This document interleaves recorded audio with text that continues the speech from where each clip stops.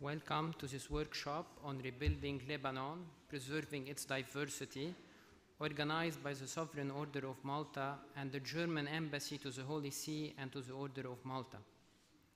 I am Elias Turk, the Vatican editor of Asimena, a service in Arabic from EWTN News, and I will be introducing the various speakers and moderating the panel. The President of the Lebanese Republic, Joseph Aoun, has recorded a special video message for us this afternoon. So let's watch it together.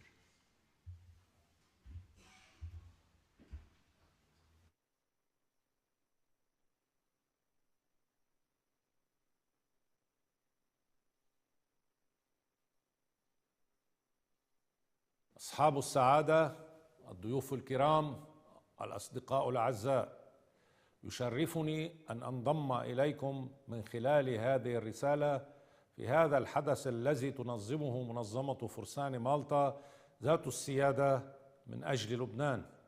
وأود أن أعرب عن تقديري العميق لممثلي المنظمة والجمهورية الفيدرالية الألمانية وجميع المشاركين، وأشكركم على دعمكم المتواصل لبلد لبنان.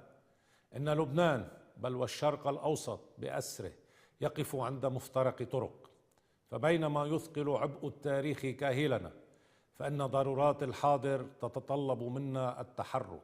وقد فتحت التطورات الأخيرة نوافذ جديدة للسلام، ويجب علينا اغتنامها.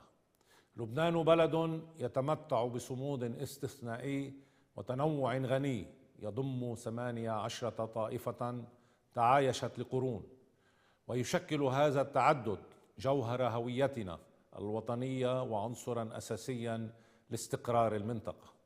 ورغم ذلك فإن التحديات التي نواجهها هائلة. لقد جعلت سنوات الأزمات من إعادة الأعمار مهمة صعبة للغاية، ومع هذا نواصل العمل بجد لتنفيذ إصلاحات تهدف إلى تحقيق التعافي الاجتماعي والاقتصادي، إصلاحات تستند إلى الحوكمة الشفافة والاستقرار الاقتصادي والتنمية المستدامة.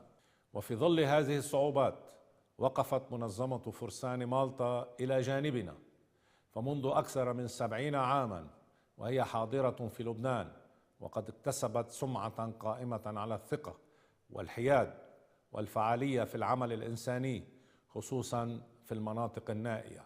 ويمكن رؤية الصليب الذي هو شعار المنظمة في كل مكان، في المراكز الطبية والعيادات النقالة والمطابخ الاجتماعية والمراكز الزراعية الإنسانية. فهي أكثر من مجرد منظمة إنسانية في لبنان، إنها شريك حقيقي للسلام والحوار بين مختلف مكونات المجتمع تحت قيادة رئيسها السيد مروان سحناوي. لقد تشرفنا الشهر الماضي باستقبال معالي المستشار الأكبر ريكاردو باترنو دي مونتيكوبو في لبنان، حيث جددنا التزامنا المشترك بالتضامن والخدمة. وأنا ممتن بعمق لشركائنا الدوليين، وبالأخص الجمهورية الفيدرالية الألمانية، لدعمهم الطويل الأمد، لا سيما من خلال دعمهم لأعمال منظمة فرسان مالطا في لبنان. يمر لبنان اليوم بمرحلة انتقالية، ونحن في أمس الحاجة إلى استمرار الدعم المجتمع الدولي. فكل مشروع تمكنون منظمة فرسان مالطا من تنفيذه يعزز ارتباط شعبنا بأرضه ويقوي إيمانه بمستقبل وطني مشترك. امنحوهم الوسائل لإعادة الأمل، وسنتمكن معا من بناء لبنان الحلم، لبنان الغد. أعرب عن أصدق تمنياتي بنجاح هذا المؤتمر، وآمل أن تسهم مناقشاته ونتائجه بشكل فعال في إعادة أعمار لبنان والحفاظ على تنوعه الفريد. وشكرا لكم.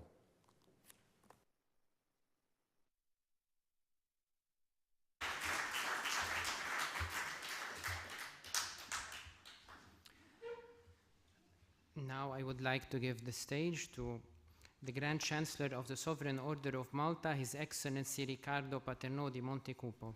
Your Excellency.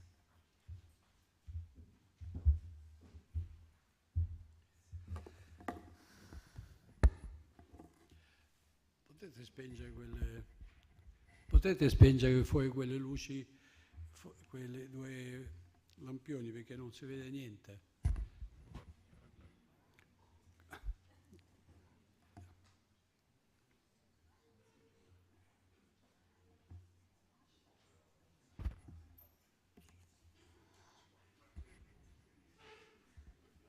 Che accade? Si possono spengere fuori quelle due... Oh, pure l'altro, grazie. Thank you.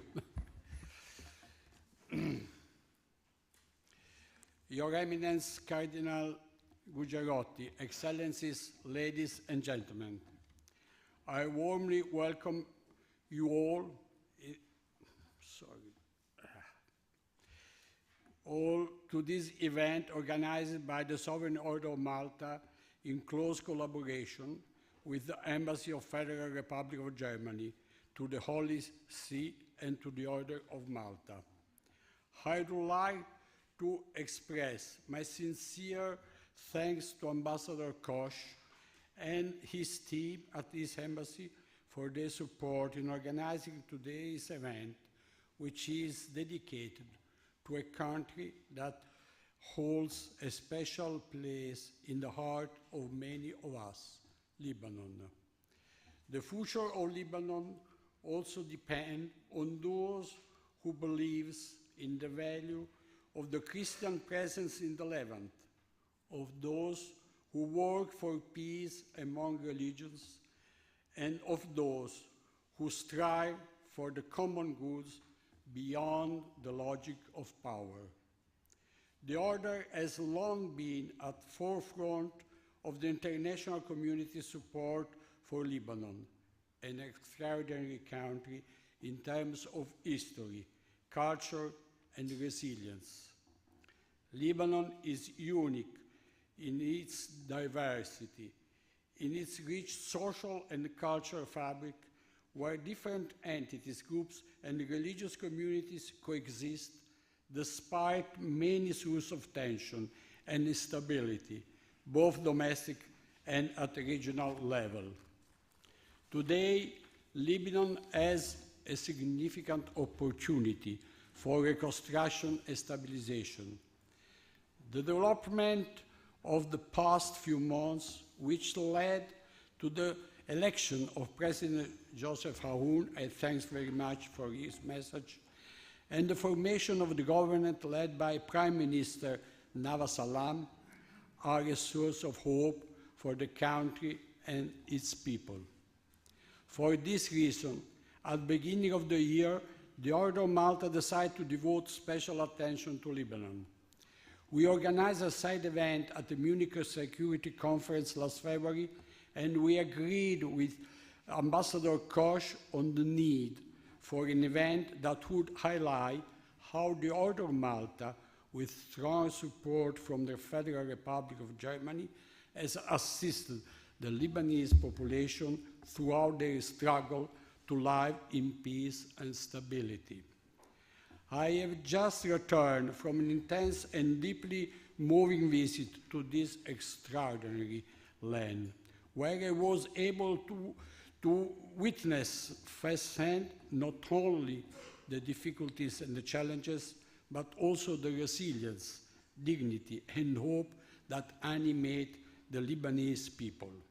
There, I had the honor of meeting the highest institutional and religious authorities of the country, the President of the Republic, the Prime Minister, the President of the General Assembly, the Patriarch of Antioch, the Apostolic Nuncio, and the Minister of Agriculture. All of them expressed to me the same wish, that Lebanon not be forgotten. And to all of them, I expressed the full support and commitment of the Order of Malta to continue to work on the ground to assist their population. The Order of Malta, after all, has been operating continuously in Lebanon for decades, with hospitals, health centers, agricultural projects, and educational programs, providing health assistance to refugees, and promoting the social inclusion of disabled people. I visited several projects carried out by the Order of Malta, Lebanon. I was impressed by the commitment of the staff and by the quality of the services provided by the Order. I was particularly touched by a few significant moments, especially the meeting with disabled individuals at the center in Shabru and the visit in one of the Agro humanitarian program centers in Bekaa Valley. On that occasion, we met with representatives of 9 religious communities and confessions. All of them gathered together, prayed for goals and scope of the program. They prayed together, all of them, for the success of the agro humanitarian programs and for the well-being of the farmers and the communities who will benefit from such activities. They also jointly blessed a new composting unit. It was a rare example of what interreligious dialogue means in practice, and also of what humanitarian diplomacy is, the kind that unites charity with strategic vision. Every new seed for better agricultural practices, every new composting unit, every medical center reopened, every doctor trained, every patient treated is a seed of peace planted in difficult but fertile soil. Lebanon needs to be healed, not only body, but also in soul. And to heal, after all, is the verb that links medicine to diplomacy. Both require listening, patience, and vision.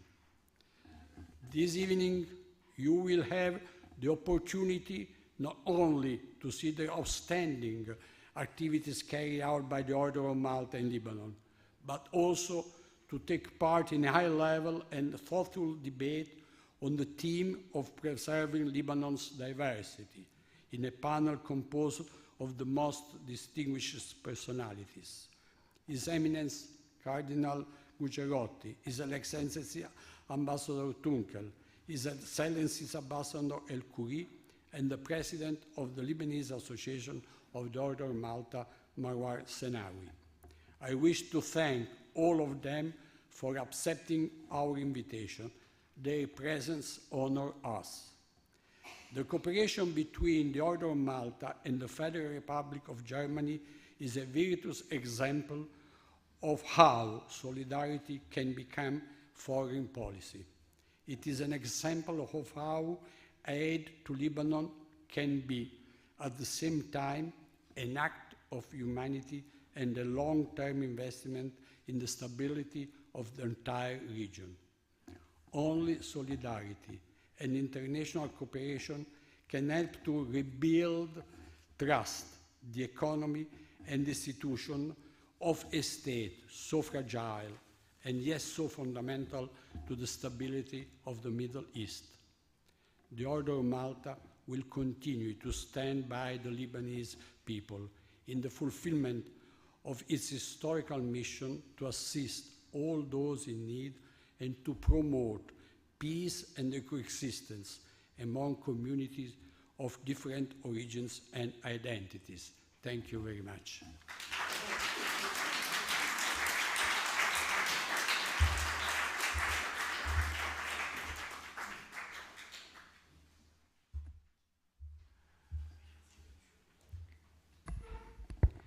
I would like to introduce now the Ambassador of the Federal Republic of Germany to the Holy See and the Sovereign Order of Malta, His Excellency Bernhard Kotsch. Your Excellency, the stage is yours.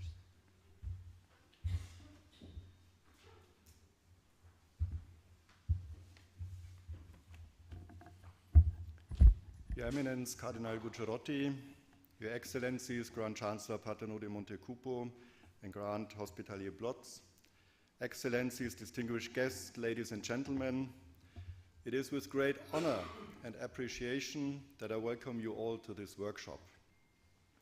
The relationship between the Sovereign Order of Malta and the Federal Republic of Germany is built on a shared commitment to upholding human dignity, alleviating suffering, and providing essential services to those who are in need. As we face an increasingly complex global landscape marked by conflicts, humanitarian crises, and natural disasters, the importance of this cooperation cannot be overestimated. Germany, with its strong commitment to multilateralism and humanitarian aid, has long been a reliable partner to the world in addressing these pressing issues. And for centuries, the Sovereign Order of Malta, with its global network of volunteers and professionals, has played a crucial role in extending care and compassion to those most in need. Especially in recent years, Malteser International has been a dedicated partner for my government in providing medical assistance, emergency relief, and social support to vulnerable populations, both within Europe and around the world. In addition to its international engagement, the Order of Malta is also involved in a wide range of social and humanitarian activities in Germany. The Malteser Hilfsdienst, one of Germany's largest charitable organizations with over 40,000 employees and 58,000 volunteers, provides emergency medical services, disaster relief, and social care programs for the elderly, disabled, and for marginalized communities. In 2017, the Federal Republic of Germany and the Order of Malta officially established diplomatic relations. Since then, our relations in the political sphere have intensified considerably. In this context, I would like to mention the visit of Federal President Steinmeier to the Order of Malta in October 2021. During this visit, the great potential for a further deepening of our cooperation was discussed. In the course of today's workshop, we will learn more about the concrete effects of this cooperation, taking the example of Lebanon. Lebanon is a country struggling to overcome a severe political, humanitarian, and security crisis. A country which also holds great significance for the Catholic Church and the Holy See, not only because of its deep biblical roots, but also because of its history as a model of religious coexistence. The Sovereign Order of Malta and Germany have a long-standing cooperation in the reconstruction and cooperation in Lebanon and in providing humanitarian assistance to the Lebanese people who face enormous challenges. The focus of today's workshop is therefore the exchange of ideas on how to support Lebanon's reconstruction process. And I'm delighted that Tobias Tunkel, Director Middle East and North Africa at the German Foreign Office, is with us today to present the German view. And I'm also very happy to see a number of representatives of the German Association of the Order of Malta and of Malteser International too. A warm welcome to all of you. To conclude, I would like to express my heartfelt and sincere gratitude to our generous hosts of the Sovereign Order of Malta for their hospitality and their trustful cooperation in organizing this event. Benvenuti a tutti. Grazie.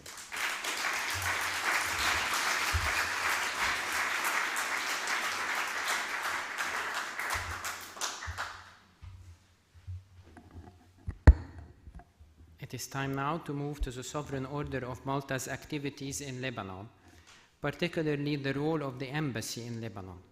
Therefore, I would like to give the stage to the Ambassador of the Order of Malta to Lebanon, Her Excellency Maria America Cortesi.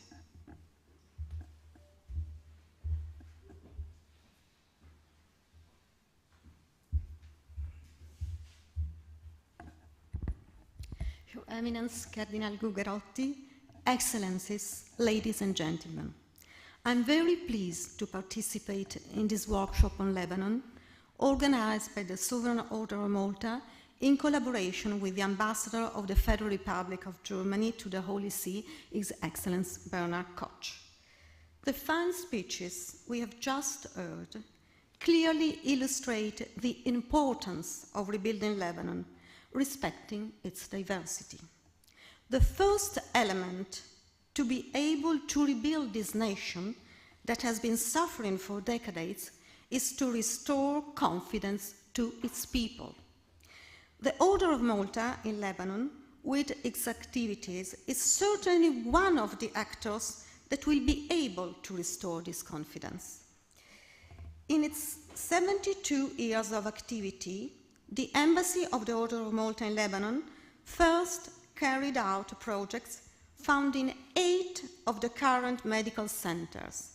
And when, in 1984, the association was founded, it supported the project created by the association. This project, initially aimed at the healthcare sector, today constitute a wide range of services to respond to the growing needs. Currently, the Order of Malta Lebanon carries out a network of 60 different projects and programs in the sector of health, social, and agriculture to ensure individuals' welfare. In this valuable task, carried out with great skill by the association, the role of the embassy is fundamental. The diplomacy of the Order of Malta, which is a kind of mixture between traditional and humanitarian diplomacy, become crucial in Lebanon's complex situation, where crises often involved multiple actors and overlapping challenges. We operate at various levels, and this involves engagement with governments, state institutions, international organizations, religious and community leaders, and also NGOs. The maintenance of relations and dialogue with the diplomatic community accredited in the country and with the agencies of international organizations ensure the long-term effectiveness of humanitarian action. Our diplomacy is an essential tool for addressing the challenges faced by vulnerable populations and as a role in promoting human rights and dignity. It is also a potential tool to build back better, because when there is real engagement, there is also the opportunity to build trust.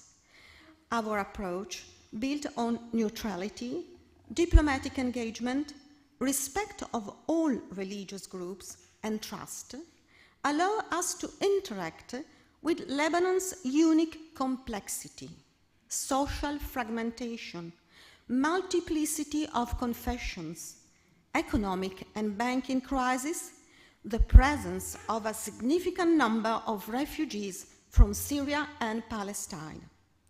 Our constant and positive relationship with the government and state institutions has allowed the Association of the Order of Malta to sign several agreements with the Lebanese Republic to integrate medical programs into the national healthcare system and to have unlimited access to crisis zone. In addition, the continuous interaction with all the different confessions present in the country has created a real Lebanese model, a practical application of the famous Abu Dhabi document. All this would not be possible without the support of international partners, whom I would like to thank here. The German Foreign Office, the Auswärtiges Amt, the German Federal Ministry for Economic Cooperation, BMZ, the French Ministry of Foreign Affairs, and the AFD, l'Agence France Développement, the Hungarian government, the Principality of Monaco, the Pierre Fabre Foundation, the Bettencourt Foundation, and many others.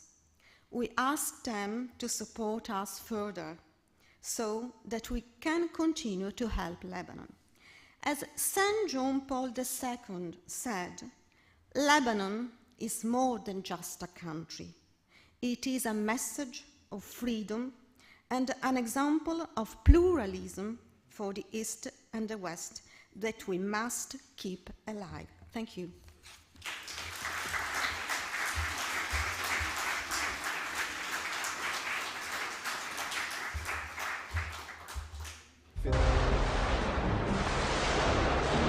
Former Lebanese Prime Minister Rafik Hariri was killed in a massive blast in downtown.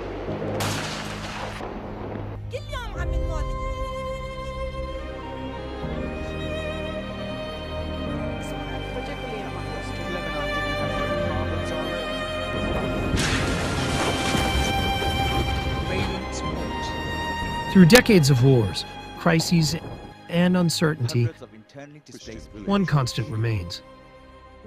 For over 70 years, the Order of Malta Lebanon has been a lifeline, relieving suffering, restoring dignity, and empowering the most vulnerable without distinction of race, color, or religion. Amid instability, we stand firm, neutral, independent, and apolitical, serving only one cause: human dignity. With 60 programs nationwide, we carry out 1.5 million services every year. As a leading provider of primary health care, our 25 centers and mobile medical units stretch across Lebanon's most fragile landscapes, ensuring that no one is left behind. We cover 20% of all subsidized medical consultations nationwide, offering care where it is needed most. But healthcare is just one pillar of our mission. Through 19 social structures, we help marginalized individuals reclaim their independence, strengthen resilience, and rebuild their lives. Our agro-humanitarian program spans 70% of Lebanon's agricultural land and services, producing 80 million seedlings annually, supporting small farmers and SMEs, driving policy change, and reinforcing food security. Because we believe that true empowerment comes from creating sustainable opportunities. Yet our impact is more than numbers. Our strength lies within our communities. Rather than imposing solutions, we co-create them, working hand in hand with those we serve. Through strategic partnerships with faith institutions, the Lebanese Army, ministries, public and private sectors, and global organizations, we amplify our reach and drive lasting change. Faith guides us. Love, solidarity, coexistence, reform, and sustainability drive us. As St. John Paul II once said, Lebanon is more than a nation. It is a message of freedom and an example of pluralism to the East as well as the West. Through our mission, we ensure this message lives on, a message of lasting dignity, resilience, and peace.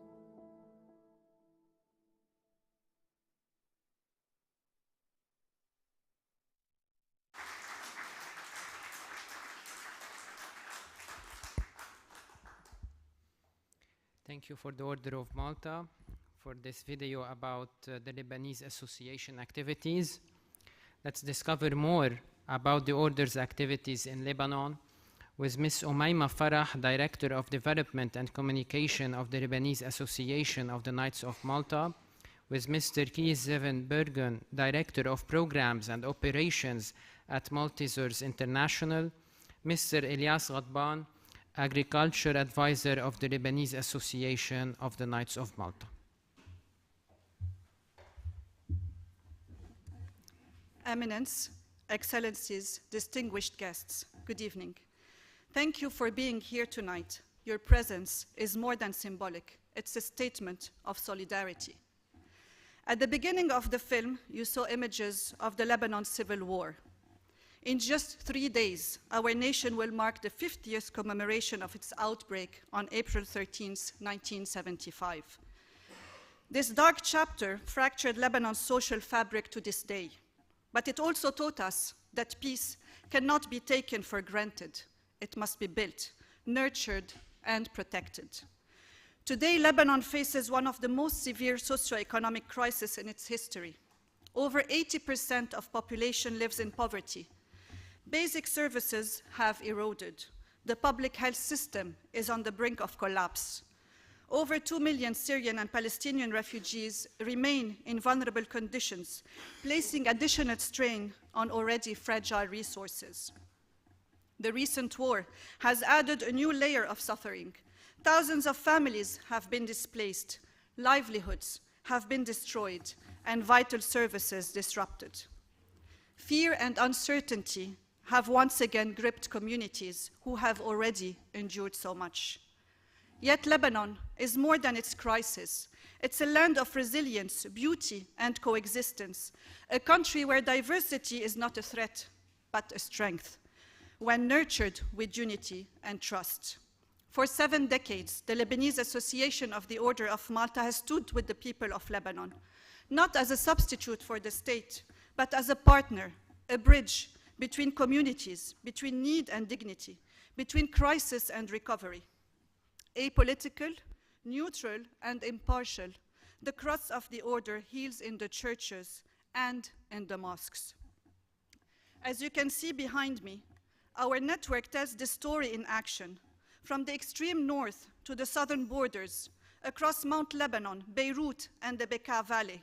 Our 60 projects and programs, including community health centers, mobile medical units, mobile community kitchens, elderly daycare centers, hosting centers for the disabled, agro-humanitarian centers, and social services, form a web of solidarity embedded deep within communities. Our deeply engaged staff of 600 professionals and hundreds of volunteers work hand in hand with local actors, municipalities, and faith groups, building trust where it matters the most. With 1.5 million services yearly, our reach touches over 200,000 people directly and more than 1 million indirectly. Each project is shaped by the specific need and in respect of the diversity of the communities we serve. Our core pillars go beyond basic assistance. In healthcare, we provide not only treatment, but prevention, education, and medical research. In agriculture, we strengthen livelihoods, reduce dependence on aid, and foster food security through local production. You will hear more in a bit by my confrère, Dr. Elias Radban. And in social care, we serve the elderly, persons with disabilities, women, and children, restoring livelihoods, ensuring dignity and inclusion for those too often left behind. What makes this work possible and credible is our unwavering commitment to our Christian values, combined with our professionalism, transparency, and accountability. All our activities adhere to international standards, regularly audited and built on systems of traceability and quality control. It is this rigor that creates trust with our partners, but also with the communities we serve. But our mission is not just about service. It's about building the foundations of peace through equity, opportunity, and shared purpose. As Pope Paul VI said, development is the new name of peace. Real peace cannot be built on temporary relief. It demands long-term investment in people. This is why our proximity with the communities we serve is so important, and this is also why we invest in Lebanon's youth, to help them build lives rooted in dignity at home, not abroad. While institutions falter, the spirit of the people endures, and that spirit is what has allowed Lebanon to stand time and time again. But standing is no longer enough. We must rebuild not just infrastructure, but trust. Not just services, but shared identity. Not just recovery, but lasting resilience. And this cannot be done alone. The support of partners such as the Federal Republic of Germany and the unwavering collaboration with Malteser International have been instrumental in scaling impact and building institutional strength. But more is needed. The challenges are immense, but so is the opportunity to transform humanitarian relief into development, division into dialogue, and fragility into peace. So tonight, we do more than share our mission. We extend an invitation to believe in Lebanon again, standing with us, not just in words, but in meaningful, sustained actions for our beloved Holy Land. because no matter how long the night, the promise of dawn is near. Thank you.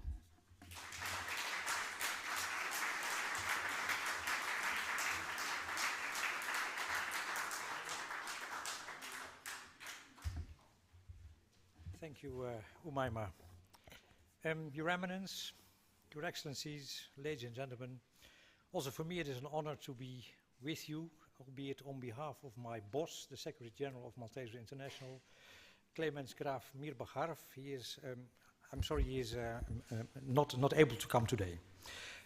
My role here is to share with you some insights in the long-standing and I dare to say successful collaboration and strategic partnership between the Lebanese Order, the Lebanese Association, between the German federal government and Malteser International.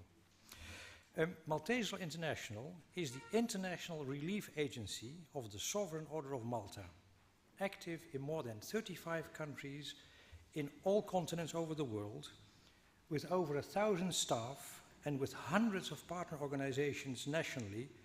We offer effective humanitarian responses worldwide, including in Lebanon.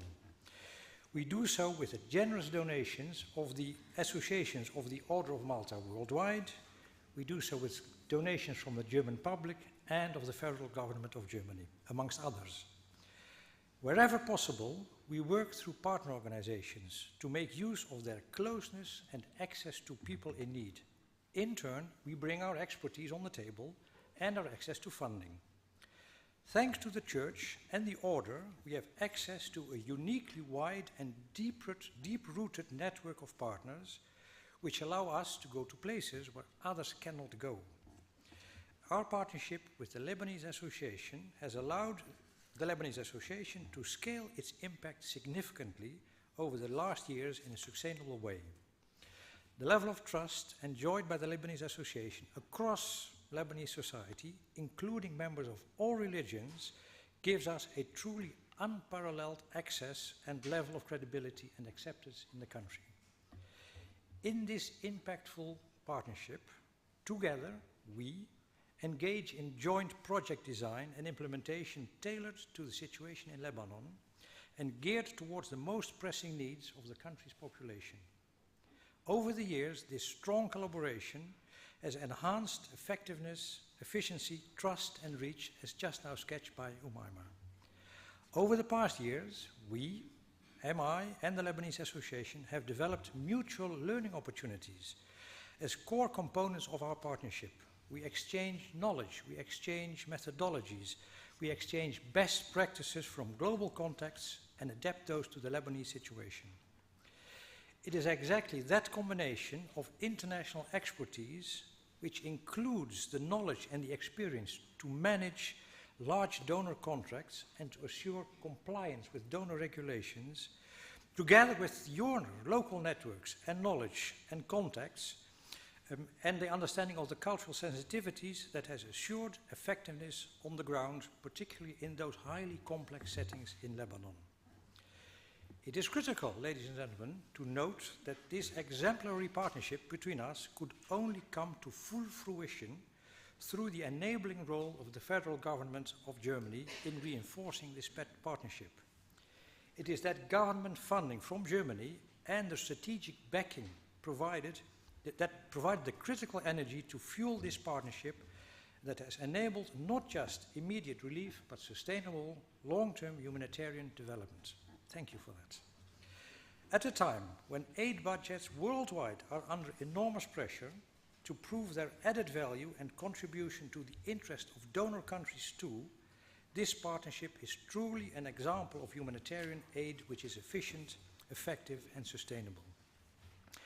As Malteser International, we would love to continue this partnership. In-country needs are enormous, and it is a rare opportunity of having such a reliable partner able to deliver quality support to those that need it most. We would love to continue at scale on current activities and innovate there where possible. Innovate, for example, on digital health solutions. The settings are ideal for such innovations that then could later on be upscaled to other humanitarian settings. Again, it is an honor to be amongst you. Malteser International is committed to the Order's work in Lebanon. We are optimistic about the continued collaboration, and we believe that multi-actor partnerships are critical for Lebanon's path towards stability and renewed prosperity. And more so if these partnerships are backed by one of the most reliant donors in the entire world, which is the federal government of Germany. And that especially in these challenging times. Thank you very much. Elias.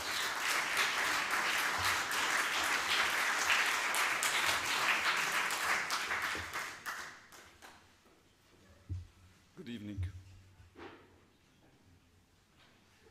Can you just play the presentation? Okay. So I'm starting with a small introduction to frame the structure of the agriculture sector of Lebanon for those who do not know it.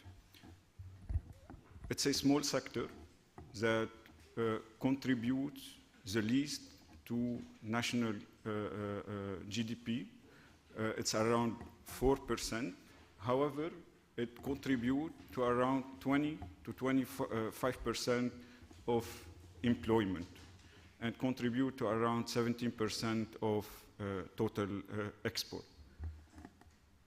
When we do focus on remote area, the contribution and the importance of the agriculture sector to the national economy, it's around 80% when we group all the activities that they are related to the agriculture sector, from transportation, agro-food processing, working the land, poultry, fishery, etc.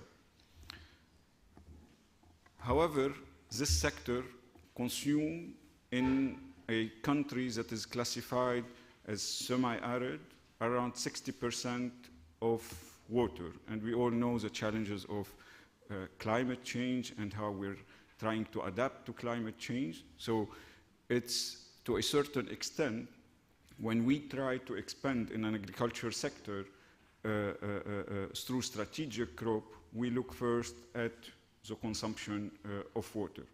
In parallel, Lebanon benefits from around 300 sunny days that could be utilized in way or another to reduce the cost of energy in the sector, which account on average to around 30% of the cost of production.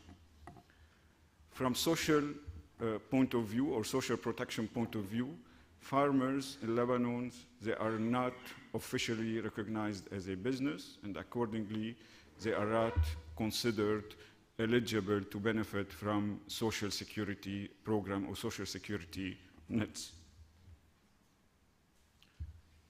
With this, when we look at the natural resource richness of Lebanon, we have around 66.4% of land in Lebanon is classified as suitable for agriculture. However, around 25% of the total surface of Lebanon is cultivated. And we're a country that depends heavily on food import. Around 80% of our food consumption is imported. With the focus in post-war 1991 economy or political economy in Lebanon, the importance of the agriculture sector has dropped from the contribution to around 9% in 1970 to gross domestic product to around 3.1% in 2020. So we have good natural resources in terms of water. We have good soil, but sometimes we overutilize water. We have a good contribution of the sector to employment, and there is a big opportunity in food production because we're heavily dependent on import. With the 2019 crisis and with the depreciation of the Lebanese economy, and because we're mainly dependent on import, the cost of production highly increased. Even before the crisis, farmers in Lebanon had limited contribution to credit, which is a main factor that helped turning agriculture from food subsistence into a business. A recent study was published in 2021 after the crisis that amounts how much was spent in post-1991 civil war in the sector. The amount is around 15 billion. When we go into the ground and we try to account where the 15 billion have been invested in a small country where such amount of money would directly appear if it was properly designed and invested, that's how people started to relate the heavily support to the agriculture sector into fraud and corruption. That did not end in improving impact in the agriculture sector to farmer, but it ended in some pockets and some political affiliation. So the direct impact was deepened poverty and unemployment because the farmers who were able to plant around, for instance, 5 hectares, due to the lack of access to finance and the collapse of the banking sector, they were able to plant 2 hectares or 1 hectare. With this, the Order of Malta in Lebanon decided to intervene in the agriculture sector. And this is when President Marwan Sahnawi has asked me to start looking at the sector and how the organization would play a critical role in it. Let's read this quote. In the face of hardship, we hold steadfast to the hope that through unwavering faith, the soil will once again bear fruits and the hearts of our people will rise united in resilience for a brighter tomorrow. This is a very nice quote, but how we transform it into reality and into practice. And here, when it comes how smarter you are to address the challenges and the needs of the people on the short term, and look into the future and how strategically you can intervene at the long term to address the challenges in a sector. This is how the strategy of the Order of Malta and its intervention in the agriculture sector was designed. It's a simple process. The point was, how can we better placed near the communities to address what they want, to partner with them, to understand their needs, and to act properly to address what is needed now, but see how we move together into the future in specific value chains that they are climate smart and nutrition sensitive to promote the nexus of food, health, and peace. So we came with the approach that we need to be present with the community through a fixed presence, permanent presence, through the establishment of agriculture service unit that offer services to farmers and enter as a key partner with them into the production cycle. So these are the overall objective: contribute to sustainable development of Lebanon agriculture sector. This is the long term. Enhance food security, the immediate objective, and build resilience to future shocks and challenges. The long-term objective as well, focusing on supporting agricultural recovery, enhancing food system resilience, strengthening supporting institutions, facilitating access to market, promoting research and innovation. This is to describe that the plan was to start through an agro-humanitarian intervention, but it looks into the long-term development objective. And this is how we designed it, that our intervention should be across the value chain. We start from the preparation of the land, we go with the farmer into reaching the market and adding the value of production. Each of the agriculture centers that they are now run directly by the Order of Malta offer knowledge, services through capacity building and interactive spaces that the communities come together to discuss their needs and the opportunities.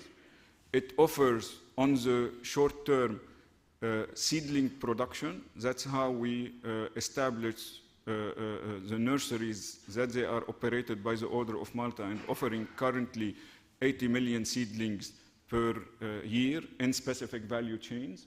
And then we move into the processing unit. The processing units that they are designed to help individuals improve the value of their production and allow them to prepare a good product to be marketed by the private sector.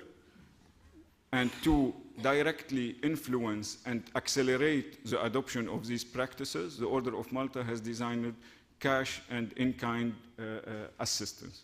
And as well, to support the community overall, social groups were designed.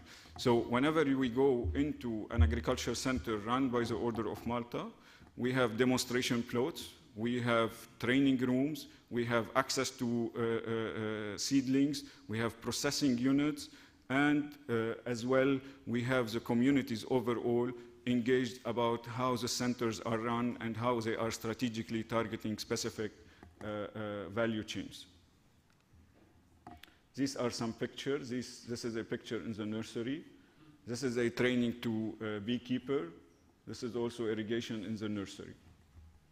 When we designed over the long term that we need to have or contribute to agriculture recovery and agriculture development, we strategically spread the center in a way to outreach the majority of agricultural land. So within a radius of 20 kilometers, currently the centers are able, through services, to reach around 70% of agricultural land in Lebanon.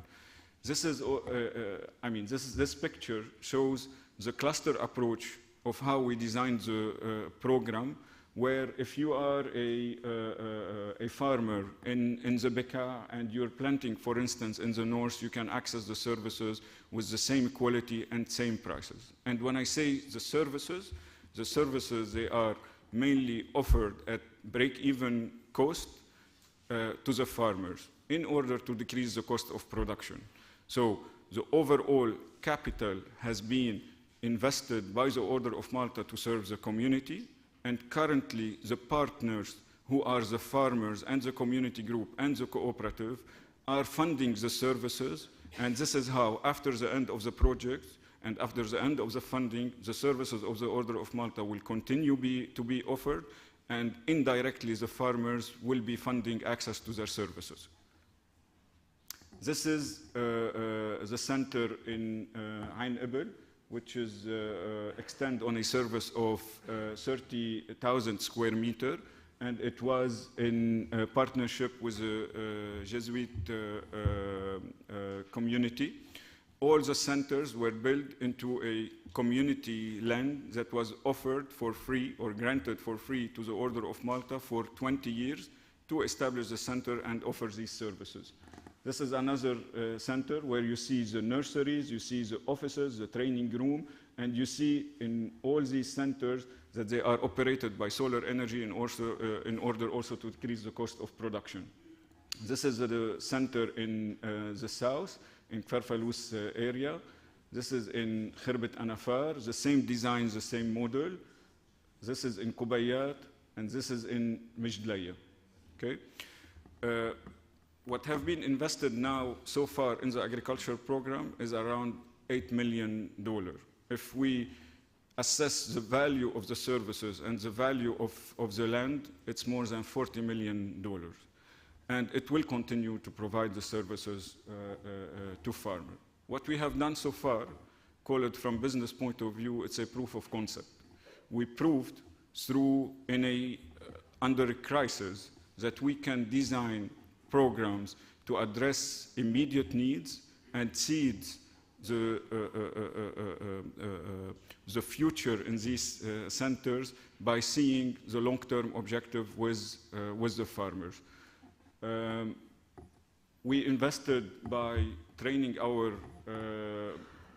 human resources, and we're ready to scale up.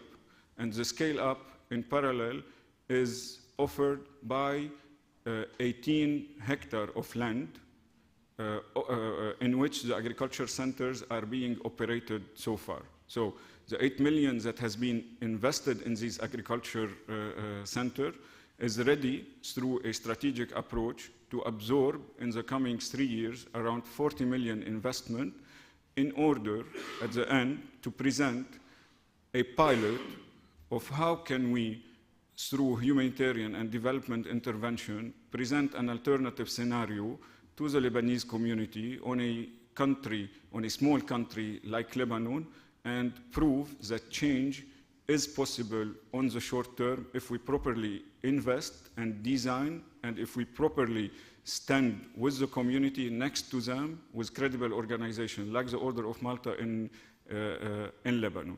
So currently we are, we developed the strategy and we selected value chain where we want to intervene, and we started to see that farmers are changing towards these crops and ready to scale up and embark. This allows the private sector to be ready to intervene and pull these value chains in order to have a sustainable impact. Thank you.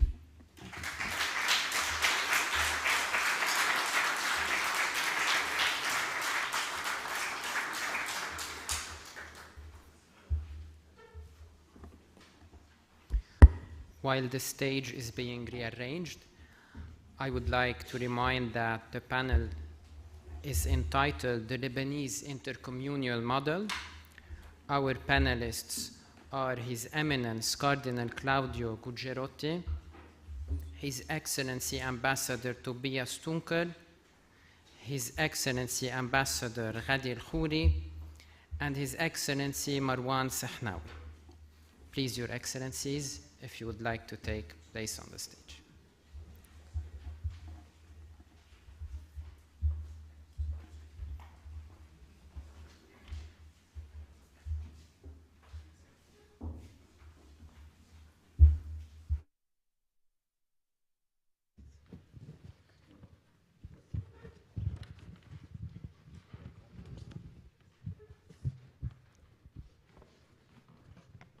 Let me introduce to you first our panelists. His Eminence Cardinal Claudio Gugerotti is the prefect of the Dicastery for the Oriental Churches. He is also a member of other Vatican dicasteries, such as those for promoting Christian unity and interreligious dialogue. He holds a doctorate in Oriental Ecclesiastical Sciences from the Pontifical Oriental Institute and has previously served as Apostolic Nuncio in countries of Eastern Christian tradition. You're welcome, Your Eminence. His Excellency Ambassador Tobias Tunkel is a director for the Near and Middle East and North Africa at the German Federal Foreign Office. Over the last 2 decades in his diplomatic work, he has served in the German embassies in Yemen and Moscow. He was also a political advisor for the EU Special Envoy for the Middle East in Brussels and was head of division for Russia, Belarus, and Eastern Partnership at the German Federal Foreign Office. You're welcome, Your Excellency. His Excellency Ghadi Al-Khouri is the Chargé d'Affaires of the Lebanese Embassy to the Holy See and the Sovereign Order of Malta. Throughout his 30-year career as a diplomat, he has gained extensive experience in international affairs, serving in China, Washington, D.C., and Paris. He was the Director of Political and Consular Affairs at the Ministry of Foreign Affairs in Lebanon, responsible for planning and preparing Lebanese foreign policy. You're welcome, Your Excellency. His Excellency Marwan Sahnawi has been the President of the Lebanese Association of the Knights of Malta for the past 20 years. He is a former board member of the Franco-Lebanese Cultural Association and is currently the chairman of the boards of Merix and Lebanese Utilities Company Holding. He is also an administrator of Michel Sahnawi and Fils Company. You're welcome. We could welcome them with a round of applause.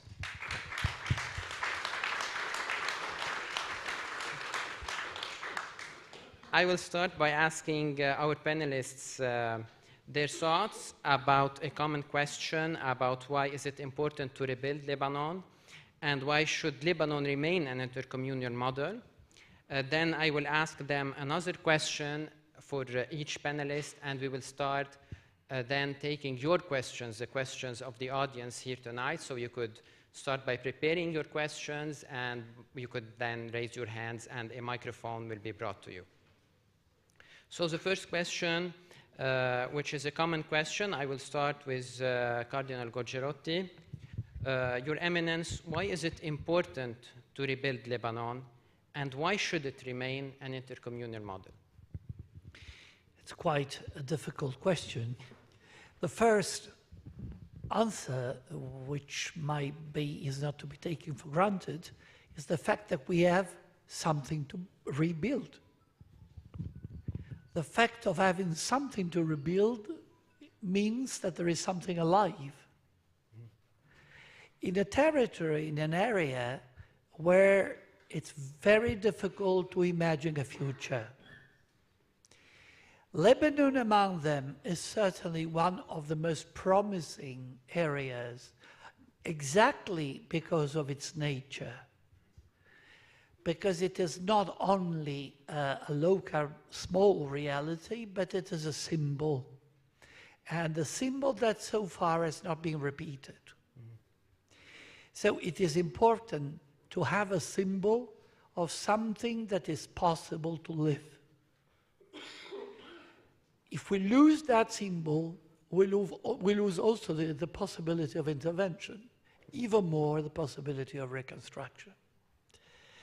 The second point is that the important reality, which is clearly expressed in Lebanon's essence, is exactly what you have mentioned, an experience of intercommunion. In a world where competition has become practically the only political law, competition and intercommunion on very many levels are incompatible. We have to choose. If we choose just to take the law of the market, then certainly division is the model. Everybody will try to be the most important portion and consequentially the richest portion. If we think that intercommunion is relevant, then the well-being of my neighbor is as important as mine. So it's not only a problem of a social or a political model, a pattern, but it is a philosophy of life. This is my opinion. Thank you. Now I will ask Ambassador Tunkel the same question. Why is it important to rebuild Lebanon, and why should it remain an intercommunal model?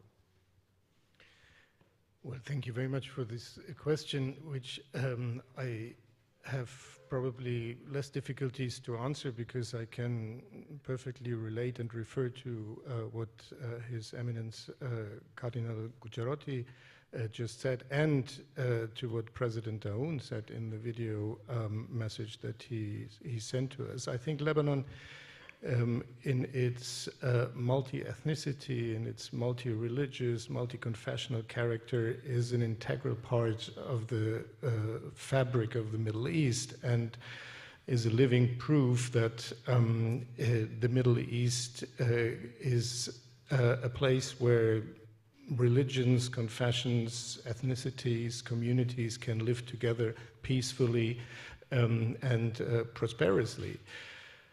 Having said that, I think we must keep in mind that Lebanon is a unique place, but it is not situated in paradise. It is situated in a very, very tough neighborhood. And its character, as we've seen over the last couple of years at several occasions, has to be defended actively against interference of outside powers, external stakeholders that more than once turned Lebanon into a battleground of its own interests rather than the interests of the Lebanese people. But we have also seen that Lebanon had difficulties to prove that it is actually a functioning state. State institutions in Lebanon are very, very weak. We have been reminded today on the various crises that Lebanon is going through: humanitarian crisis, financial crisis, economic crisis. And this is also, I must say, due to the fact that maybe sometimes the Lebanese elites have not fully lived up to the expectations of their people. And that state institutions have been weakened by sectarianism, by selfishness of particular groups, and I think this needs to be overcome in order to defend Lebanon as exactly the model that we would like it to be, a model of peaceful and prosperous living together of many religions and confessions. Thank you. Ambassador Khouri, I will ask you the same question. Why is it important to rebuild Lebanon, and why should it remain an intercommunal model? Thank you.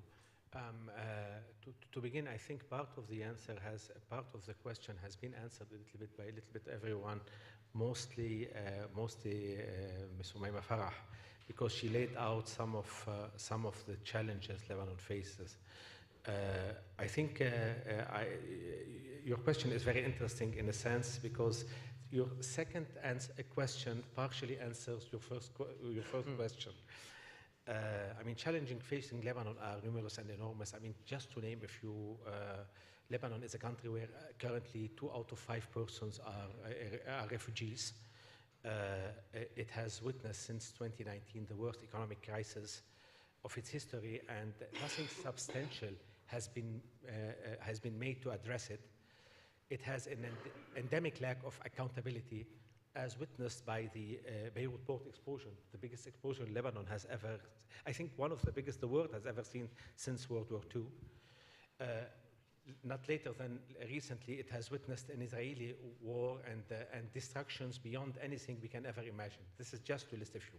But still, the answer is simple. Why should we help Lebanon? I mean, we always quote late Pope John Paul II. I mean, already twice it has been quoted. I'm going to be the third one saying it, that Lebanon is not a country, it's a message. And we hear it in almost every speech and declaration about Lebanon. And it has become, in a sense, a cliche. But it is not a cliche. It is basically really the reality of Lebanon. It is probably the only country where Christians, Muslims, Sunni, and Shiites have an equalitarian participation in the system. So to put it in another way, Lebanon is not the only country in the world where you have tolerance, democracy, or civil rights. We are not better than any other places. But in Lebanon, no single group feels stronger or more entitled to the system than another. And no one group feels marginalized. Because in general, we see the world, we have probably countries where a majority, let's say, are Europe, a majority of citizens, the majority of the citizens of Europe are Christian, with a minority of Muslims that all enjoy the same rights, the same equality towards the law, but in some sense, the minority feels always a minority. This is also the case of Christians in the Arab world, maybe, and sometimes in Asia, where even though they might enjoy the same rights, they feel as a minority. Only in Lebanon do they feel really equal. And this is the uniqueness, in a sense, of Lebanon. It's an experiment that has to succeed. And sorry, that's it for me. I will not dwell. Thank you. Thank you. Your Excellency Sahnawi, now the question is for you. Why is it important to rebuild Lebanon, and why should it remain an intercommunal model? Well, thank you for this panel, and thank you to those Your who organized Excellency. it, the order and the federal, of Germany. I'm a Lebanese citizen. Yeah. My expression will be very simple. First, Lebanon have not the right to die, because it's a gift of God. The Holy Land is a gift of God. What's left about the Holy Land and what's left about the people of God? Lebanon offers the opportunity to tell God, we will not dismiss from your gift, but we will fight even if people would believe it's illusions for the survival of the gift you gave. Number two, the world today is a world where humanity has disappeared. Only power, only finances predominate. We have the chance in this little country to say that the notion of love is not a romantic notion. It is the only constructive notion for a better world. For those two reasons, by a sense, Lebanon is a laboratory. Why shouldn't try to make this laboratory work? Thank you. Thank you. I would like now to ask Cardinal Goggerotti. Lebanese people have always had high expectations on the Vatican's role in preserving diversity in their country. From your perspective, how could the Holy See, and especially the Dicastery for Eastern Churches, assist in preserving and promoting diversity in Lebanon?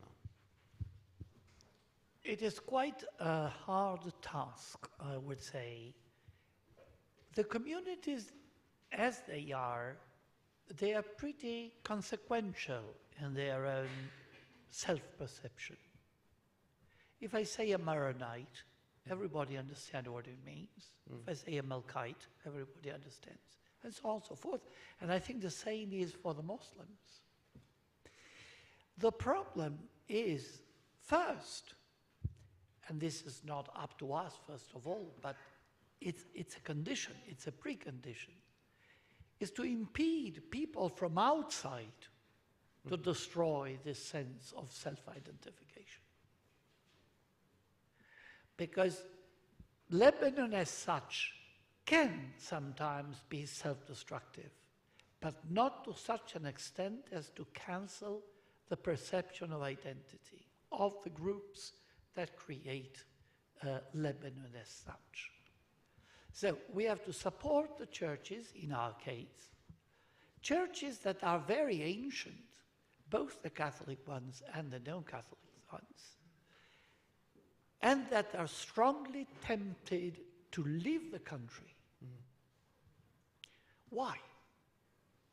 Because generally, they are well educated, they are relatives abroad, and so this possibility is a strong temptation for those who look around themselves at other countries and see what their condition is. I was recently in Syria with Archbishop Shalach. Well, the vast majority, however, I was there because Pope Francis wanted me to convince them that we are with them.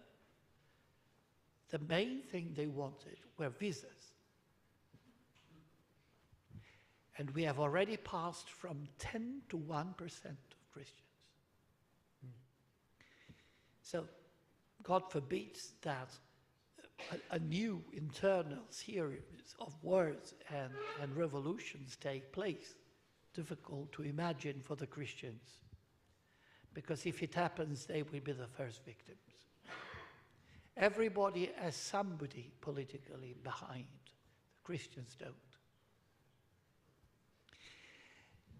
Lebanon, as it was said, is a place where the Christians are at home.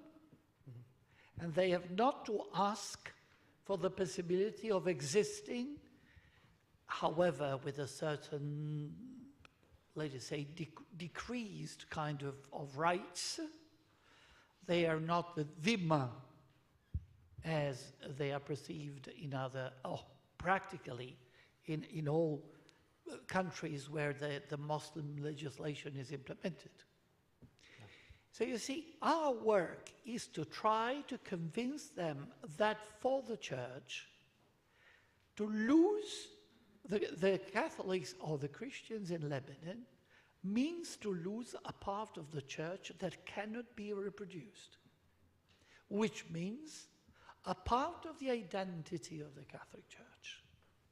So it's not a problem of a tiny minority that will disappear among the others. You see, they are part of the very roots of Christianity that gave a soul to those countries before the Muslims arrived. Mm-hmm. So they are citizens from all points of view. And what the Christians meant for this country is not only in the religious area. Just remember what the Ba'ath Party is, by whom it was created, and how, unfortunately, and in what conditions it is. Yes. So, my impression is that our work is mainly a work of psychological and very practical support of everybody in Lebanon to show that it is worthy to stay in Lebanon, to be, that it is worthy to be part of their own community, and to convince the communities to make them feel at home, at all levels, not only at the level of oligarchs, but also at the level of every single person. When I saw this presentation about agriculture, it is very clearly aimed not at the aristocracy. Well, that is an instrument that allows people to perceive that they have a right and a duty to accomplish in their own country. Your Eminence, is there a strong religious reason why Christians should stay in Lebanon, or is it more for political reasons, so they won't become more and more a minority and eventually totally disappear? Do you think it could be that there is a religious reason for them as Christians to stay in this area of the world? Oh, definitely, yes. Certainly Christians have fewer children than others. And this is a basic problem, because number is number. And when the famous message Lebanon was invented or created, the percentage was highly different. Yes. We try to hide it, but the difference is very strong. So the first thing we should do is to make them feel that it is possible to have a normal family, to have good schools, to have a future in the country, and to have a Christian community that is not only folklore, but is the very soul of a reason for living. His Excellency was saying it with very clear words, very clear religious reasons. And I would just like to repeat what he said, but I don't do it because we don't have time. The main thing is to create a home where at the center is the presence of a loving God. If we do that, the consequences will come immediately. But we have to convince everybody in that, starting from those who are, let us say, entrusted with the task of being religious leaders. This is the same for the Jews, for the Muslims, of any kind.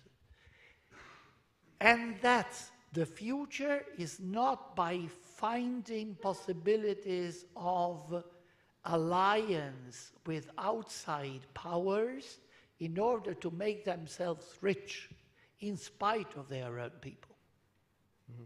But the idea of being responsible for those who are the little ones. Yes. So this is the reason why I can insist on some subjects, and certainly most in the churches agree with this vision. But still, we have not to forget that between the Middle East and Europe or the United States, there is a decalage of about 200 years. in mentality, in culture, and this is not their fault. And it is not our advantage, because it is not to be believed that the fact of having a difference of 200 years is not self-destructive. I can be 200 years more modern in order to find more effective weapons to kill myself. Yeah. Yes, thank you. Ambassador Tunkel, his Eminence talked about self-destruction. So I wanted to ask you, based on your experience as a diplomat, what do you believe can and should be done at a regional level in the Middle East to help maintain Lebanon as an intercommunal model? Because it seems sometimes that Lebanon is a perfect recipe for self-destruction. So what should the international community do for Lebanon? I'm not sure I would go as far as to call Lebanon a perfect example of self-destruction, but there is a certain tendency to sometimes adhere to or adopt self-defeating behavior. But let's go back for a second and just remind ourselves on the broader context. I think from what the Cardinal said, it became very clear that in a way Christians are, as was said, the canaries in a coal mine. So if the oxygen reduces, they are the first ones to feel it, and well, in the coal mine they die. In our case, they leave the country. And we also know that these trends and these developments take place in an accelerated way in times of political transition and under external pressure. And those of us who often go to the cinema in the Middle East know that the films in the cinema hardly have a happy ending for the Christians. Remember Iraq. And now maybe we might be faced with such a situation in Syria. I think against this backdrop, it is all the more important to push back and to show that the Lebanese model, as unique and as unlikely it is, can work.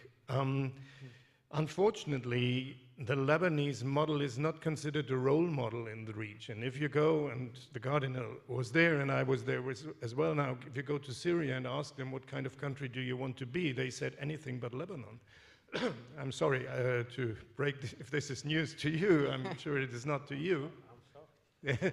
Well, they consider that it's not, I mean, it wouldn't work for Syria. I mean, I think we all agree that every country has to find its own model, and you cannot just use the Lebanese model and apply it to Syria. But what is behind that is the idea, is the experience that an electoral system that is based on proportional representation or confessional representation didn't really work. And I would say this is not because the system is bad, it is because under very heavy circumstances, it didn't produce the results in Lebanon that it was supposed to produce. Protection of minorities, protection of the interests of the Christian and other communities is one thing, and that is very strong in Lebanon. But what does it help if the state then doesn't deliver to the basic needs of the people?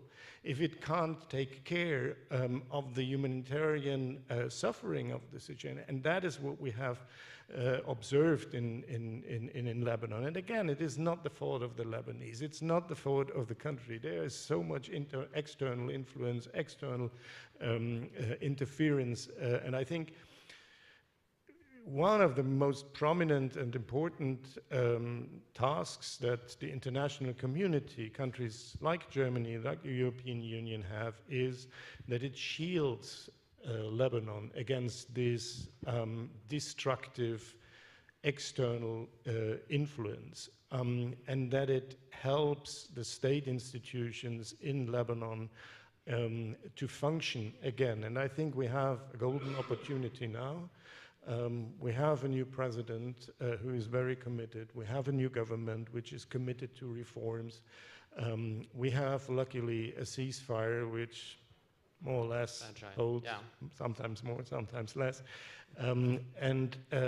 We have also, let me be frank and say that, a situation where Hezbollah is weakened, and that is an opportunity. For too long, and it was, state capture, what Hezbollah did. It was the state within the state, and it corrupted the whole system.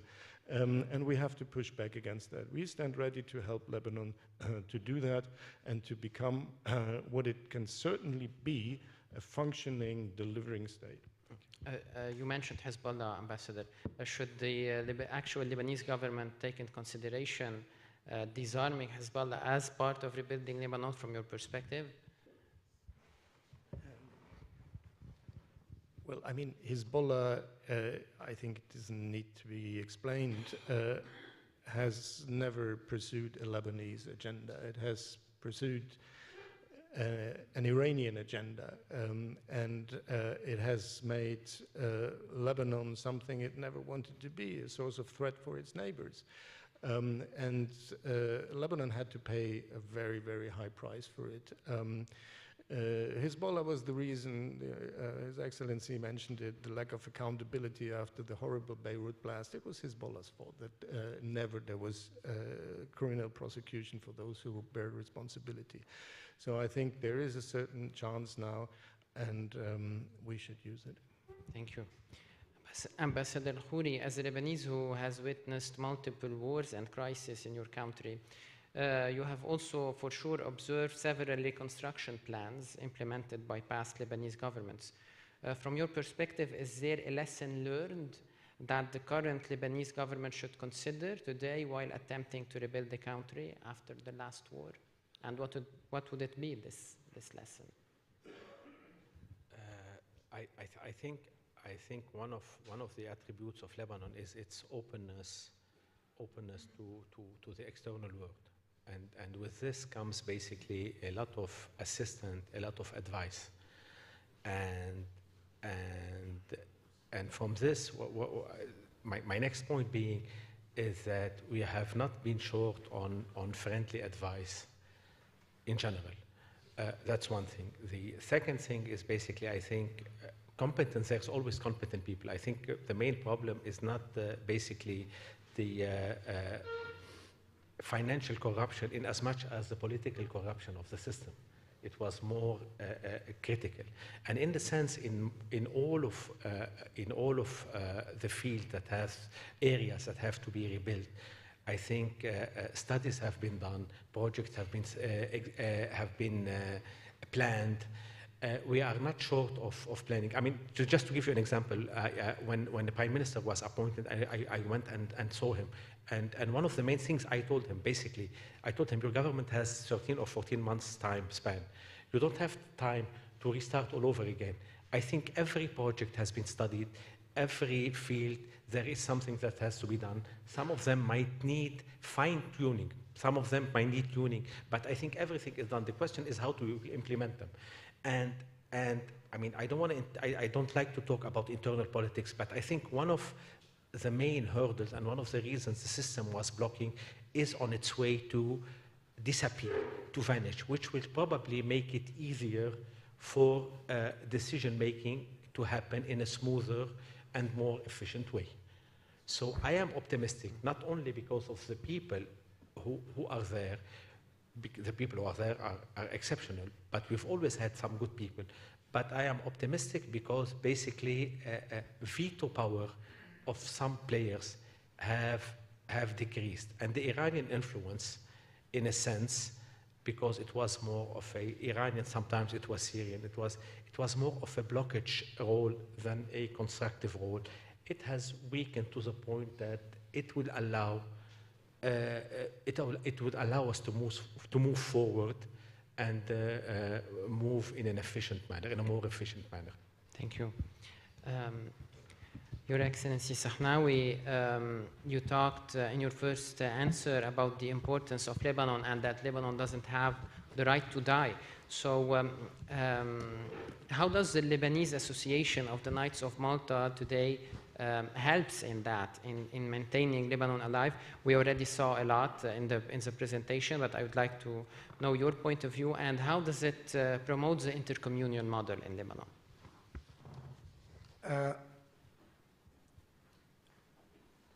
We're lucky to have met the Cross of the Order.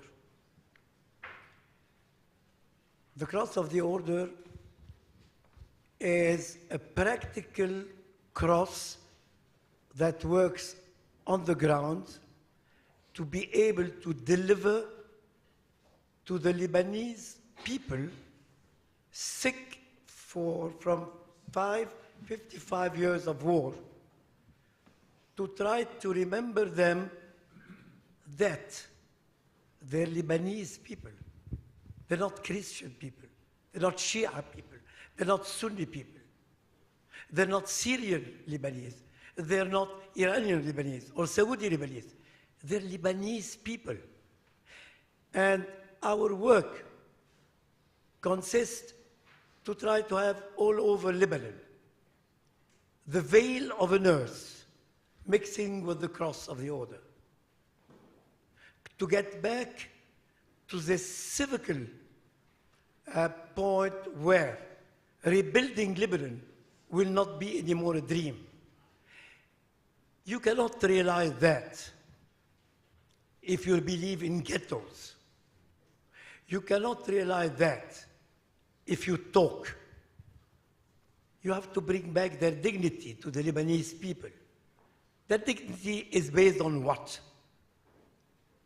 Being fed, being cured, being schooled. You have to create hope. How do you create hope? It's in giving practically, in showing with courage. Because I have learned, and this fantastic team of the Order in Lebanon have learned, that faith is courage. Faith is risks. You can't feel comfortable. The moment you feel comfortable, it means you have already failed. We have to fight for a better future. I can give you 2 examples. Yes.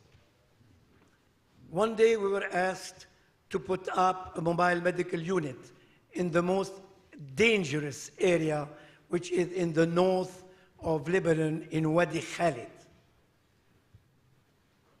Sunni area, very dangerous area.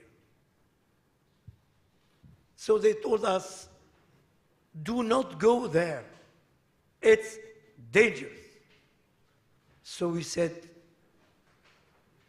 if we only go where we have a good tea and a good whiskey, it's not our interest. We will go.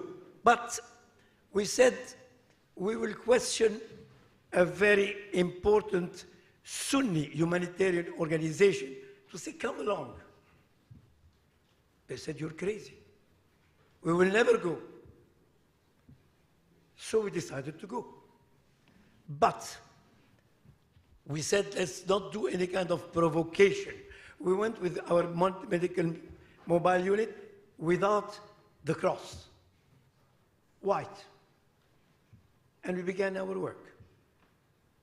After 3 months, all the religious responsible, the shuyukh, they came to us and they said, why don't you put your cross? This is a cross where we feel good to talk together. We did put the cross. They opened the mosques and they said, please come and heal in our mosques. Isn't that a sign to believe that Lebanon could be rebuilt? Give back hope that the population will reach its dignity. That needs transparency. That needs love. That needs action on the ground. Humility. And when a country is destroyed, as it is, mediocrity doesn't pay. You have to get the best. So, what we need is not people from the outside to build the Lebanese person. we have to build it in the name of our faith. What we need is to be able to extend the surface of the people we can reach. This is why we need help to do more projects, because at a point when the Lebanese population will realize that they can be in dignity in their own country because of organizations that wants nothing for them. When you want to serve, you have to forget yourself. You're nobody the second you believe that you're somebody. This is why I trust that with the cross of the order, we will not save the country, but will be part of the solution. And this is why the President of the Republic, who has tasted all this, he knows that all religions open their doors to the cross of the order. Yes. Not to me, to the cross.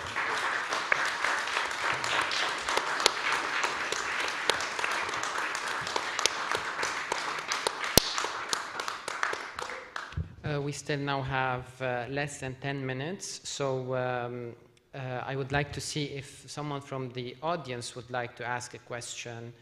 Please raise your hand. Yes, please, and a microphone will be brought to you. Please, ma'am, if you could say your name and what do you work for? Yes. My name is Maria Laura Conte. I'm Communication and Advocacy Director for AFSI Foundation.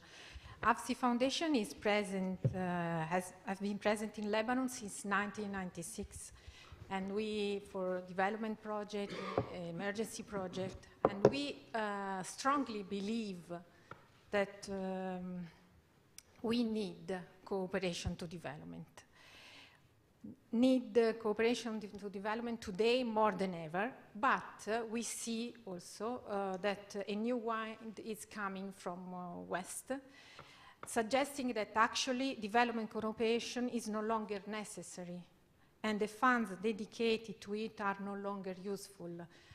We all are testimony of this tragic cut of aid funds. And so the topic and the question I would like to share with above all Cardinal Gugerotti is about how we can fight this new narrative coming from the West, suggesting that we have to change cooperation to go to competition, how we can defend the idea and the cultural value of development cooperation. Thank you. Yes, please. Well, values. The answer is values. If you have inside the reason for life which goes beyond death, you perceive that a model of humanity can be according. Can it be just the perception that we have to fill your pockets even if in 20 years you will not be alive? You need values, which means family, work, intelligence, culture, love, as His Excellency repeated frequently. If you don't have that inside, there is no future for humanity whatsoever. It's not a problem of Lebanon. We are on the verge of losing the reason. This morning I was in a Jewish cemetery for a funeral. At the same time, in another Jewish cemetery in Rome, they were burying this young man, 13 years old, who found the kind of weapon in his house and killed himself. 13 years old. I mean, in a normal society, a child, when he is 13, is fighting for his dreams. He still believes in in fables, in legends, in watching at incredible toys just to have imagination work, not looking for a pistol. But this is what we are losing. I'm not speaking just in defense of religion, which for me, of course, is the answer, because it is my answer. But if we believe, as Christians do, that you, each of you, is precious in the eyes of God, who created you differently from all the others, and you are unique, and the story of love will be everlasting, then you become a hero, that you have no boundaries. Then you, as he said, even if it is dangerous, you go. And it is not that you have to convince yourself to do that. It comes spontaneously.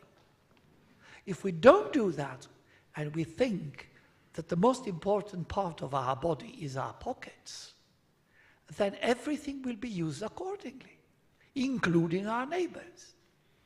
We shall squeeze the neighbors in order to get whatever they can give to us. So it's a crucial point. The choice of the meaning of life. Why do the Eastern people, whatever, or the Southern people, look at us with great disagreement and frustration? Because they have the impression that we have rejected our own culture and civilization and put nothing in that place. So you see, for me as a Christian, this is the answer. But I realize, speaking with other people of other religions, even with atheists, that they find that the problem is the same. So the analysis of this situation can be shared. The vast majority who thinks the opposite is thinking about to get a goal without rethinking the goal, or even without having a goal. That is my answer. Thank you, Your Eminence. I think we have time for one last question. Good evening. My name is Mario Masciullo. I am a member of the Foreign Press Association Italy and a correspondent for an American daily international plus a Canadian magazine. Congratulations for this initiative directed to Lebanon. I'm asking if there are plans for the future help of Gaza to rebuild after this endless massacre. Thank you. Is your question to someone of the panel, or is it for anyone who would like to answer? Sir. Yes, no. Maybe if, I don't know, if someone would like to answer about Gaza, Ambassador Tunker or Ambassador Khoury.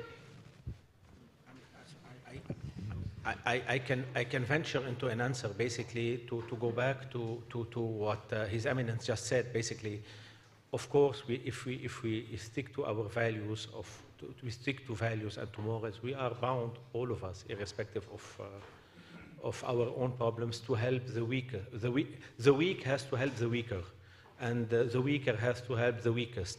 So obviously, helping Gaza should be something of an importance to all of us. And it's something common, I think, to every human being. Nobody can see this amount of suffering and this amount of death and turn a blind eye. So that's, I mean, it's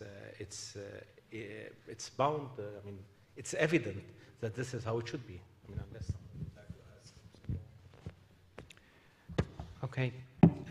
One more question. Okay, sir, please. Yeah, thank you. The Palestinian ambassador to the Sovereign Order of Malta. Thank you, for all your interventions. As we talk about Lebanon, we talk about the Middle East, and as our lady said, this is part of the Holy Land. I would ask here, His Eminence the Cardinal, he visited Lebanon, he visited Syria, and definitely we are waiting for him to visit Jerusalem, the Holy City.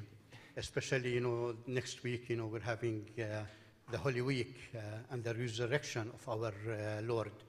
But, it touched my heart, to hear someone talking about Gaza. And it touched my heart here, to hear, His Excellency Mr. Marwan talking about the cross of the Order of Malta, how it opened the door. And I would appeal, and I would like to echo also all the UN organizations which they came out with a statement yesterday to lift the embargo or the blockade on Gaza, as for the last more than 1 month, no food, no electricity, no water, more than 1,000 children are killed, and everyone is watching. But anyhow, and of course, our Holy Father is sick, and we don't hear anymore in the whole world, the voice of justice and the voice of peace.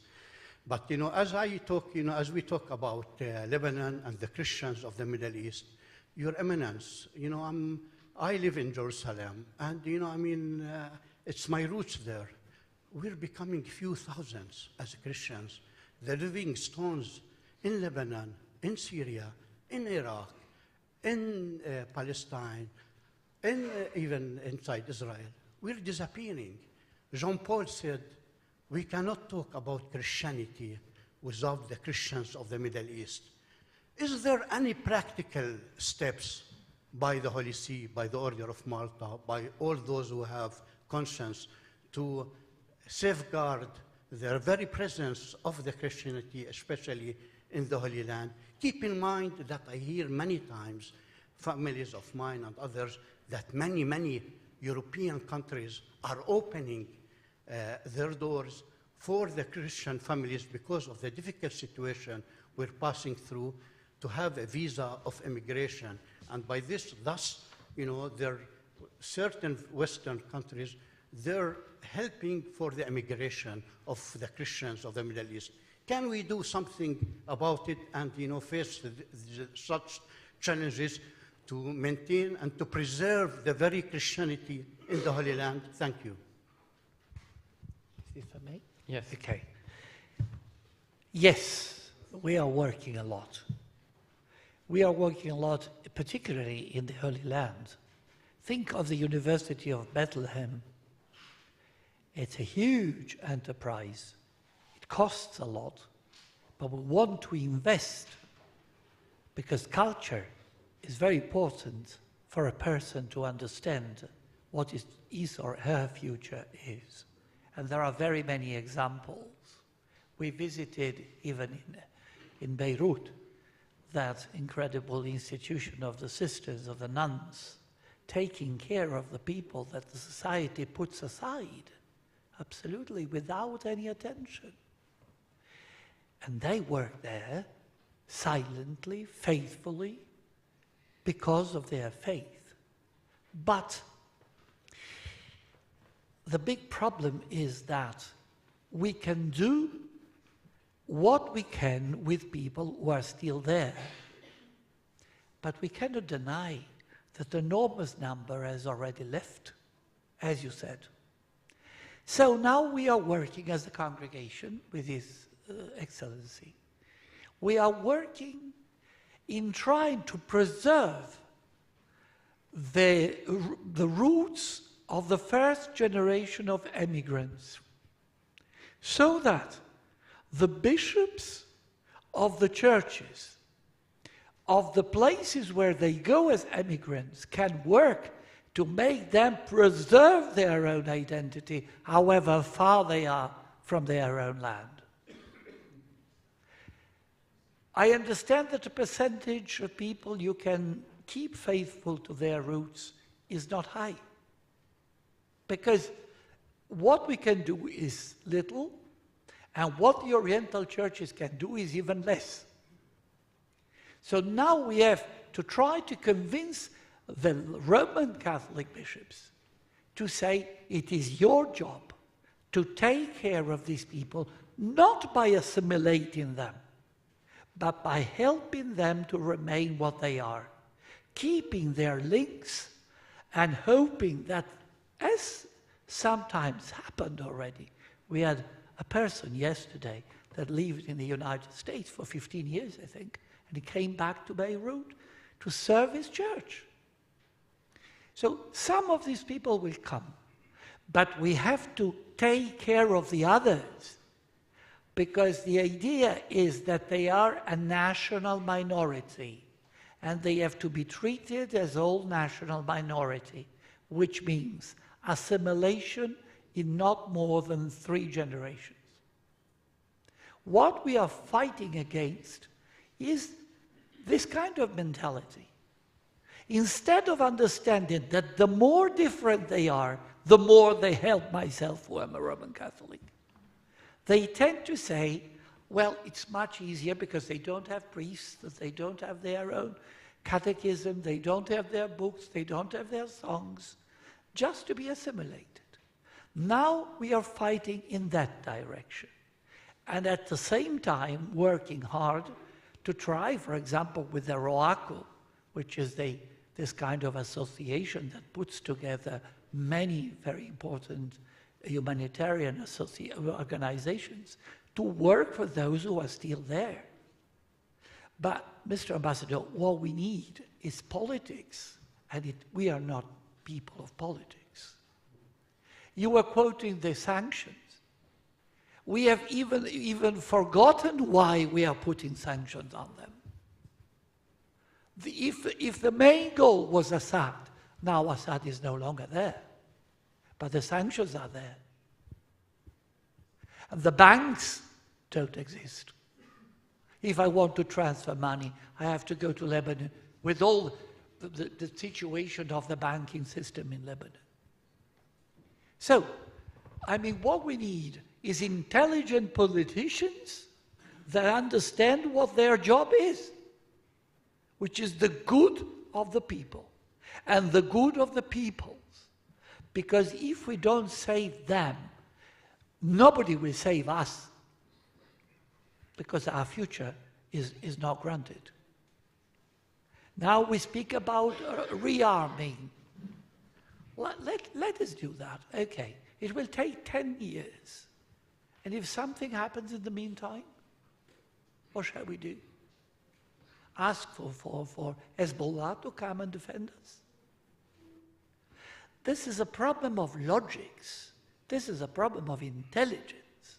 And unfortunately, we are strongly lacking intelligence. And intelligence coming from faith is stronger because it is in communion with the intelligence of God. But let us put it apart if the majority does not accept a religion. But at least let us use our own intelligence for our own goal. Do you see a project in the future of our countries? Whenever there is a competition in the country and they tend to destroy each other. So I am afraid for the general, environment, let us say, for the scheme of humanity. This is not only a problem of some more or less intelligent politicians. This is a way of thinking. And we want to preserve the Christians there. But when I went to each cathedral in Syria, and people were weeping, and young people were no longer there, when a university professor gets $20 every month, and that's not been paid for 4 months, what is the future I can offer? Another future of martyrdom. But with white gloves. So maybe they will not be killed. Maybe, because it is not to be taken for granted. They will die of starvation. So we need, the church needs intelligent people that think that humanity is one family. Thank you, Your Eminence.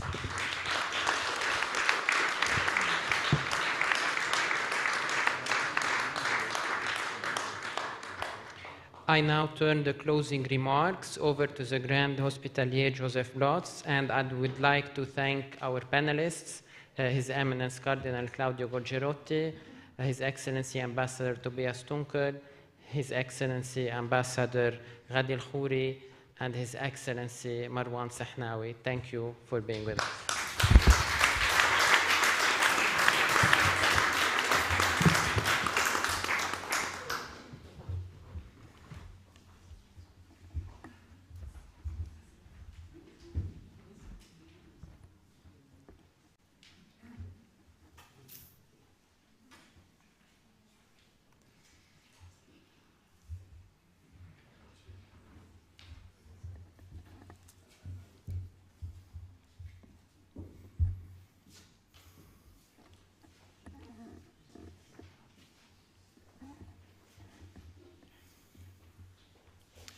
Your Eminence, Excellencies, ladies and gentlemen, friends and supporters of the Order of Malta to and in Lebanon. At the end of this most inspiring meeting, I'm not daring to summarize the full content of what has been presented and discussed. Instead, please allow me to start on a personal note. A few years ago, I went to Shabrouh in Lebanon for a one-week Order of Malta Knights and Dames camp. This camp has been existing for more than 25 years, founded by the Association of Young Members of the Order of Malta in Germany. We, years ago, as a group of about 20 members of the Order from Germany, we took care of mentally and physically handicapped young Lebanese patients, our guests, as we call them. At the end of this week, we were presented with a wristlet, a wristband, as a way of appreciation and gratitude, as a souvenir, if you wish. And this wrist bit resembles a rosary, including a little cross. And here it is.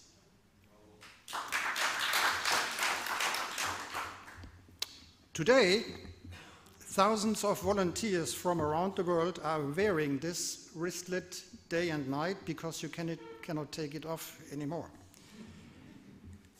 They wear it day and night as if they were members of an order, members of the Order of Shabrouh. And this wristlet stands for me and perhaps for you for an enormously moving and enriching week with poor and sick guests. It stands for a community in the spirit of the Order's charism, particularly in Lebanon. I always admired the huge Lebanese Association's broad activities. This wristlet stands for a sense of the historic and spiritual dimensions of what the Order of Malta represents, founded not too far away from Lebanon. And finally, it stands for the need to bring peace, stability, and support to Lebanon and the Lebanese Knights and Dames as a prerequisite for an even stronger humanitarian commitment, which is the Grand Hospitaler's key mission. Peace is certainly a key factor of human dignity, as we have heard, not only in Lebanon, where a third of the population is Christian. We need peace also in Gaza, in Ukraine, and in many other places. You may say there are better times, there have been better times. Yes, perhaps, but these are our times. And we must come to grips with these, with our times, against all odds. And as peace contributes to humanity and dignity, the work of the Order of Malta may in turn contribute to peace and stability, at least on a small scale, for example in Shabrouh, in Kaldiyeh, Yetzine, and all the other places where we are active, and where we must continue to be active, continue to empower communities where we can drive change from within. And therefore, today's initiative to focus on Lebanon and the Order's enormous activities there is most welcome. In this sense, let us, on the basis of what has been achieved to date in Lebanon, proceed with determination and passion together with people from all the 18 different denominations in Lebanon. Let us proceed as actors of peace and charity. I'm tempted to say whatever it takes from me as the Grand Hospitaller, but certainly the Order of Malta wants to be part of the solution. Thank you very much.